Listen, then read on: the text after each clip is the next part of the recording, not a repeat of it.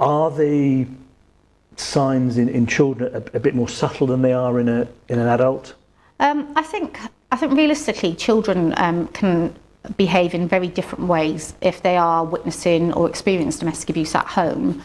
You can have some children that may have been wrongly diagnosed with ADHD, they've got some behavioural problems. That can be the one like extreme scale. You can have a child who displays as very being quiet, timid, doesn't really make eye contact. So I think it goes across the spectrum, really, the behaviours that can be shown or exhibited by children who are witnessing or experiencing abuse. I think from my perspective, I think I would always, from any professional that are dealing one-to-one with children, safeguarding is a massive thing, which I'm sure a lot of people have been trained in. But what is your own company's policy around safeguarding? Are you aware of the local agency you have to contact if you've got a safeguarding concern, and bring up these concerns? Have you got all the information that you might need if you've got to fill in a referral form? So what information are you taking when you're actually having a child come in, but as well as the parent? It's all these different things, and I think the more you get to know that and are more aware of it, then that will help if you do need to put in a safeguarding concern around a child. And I think this child is obviously with immediate danger. Again, it's 999. So if they say something that you find really concerning and you've got real serious concerns about the risks that they're in, you would do a 999 call like you would do with the adults.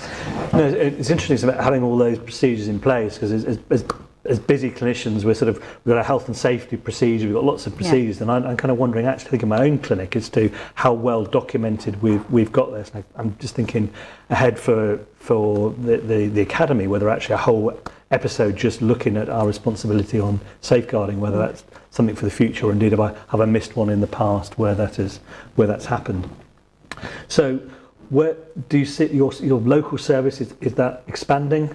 Yeah, we have expanded quite significantly over the last 2 years, but I think for us, we've just received funding to have more children domestic abuse specialists. So they support children within our refuges. They also support children in the community, in schools, but they also do group work as well. So we currently run quite an extensive group work for adults and for children. And we do it for children 5 to 11, then you've got 11 to 16. We have a programme for mums that look at the impact of domestic abuse on the children, but also then their parenting. And then we're currently running a Who's in Charge programme, which basically looks at child to adult violence and against the parent. So we got quite an extensive group work programme, but we have for the adults as well.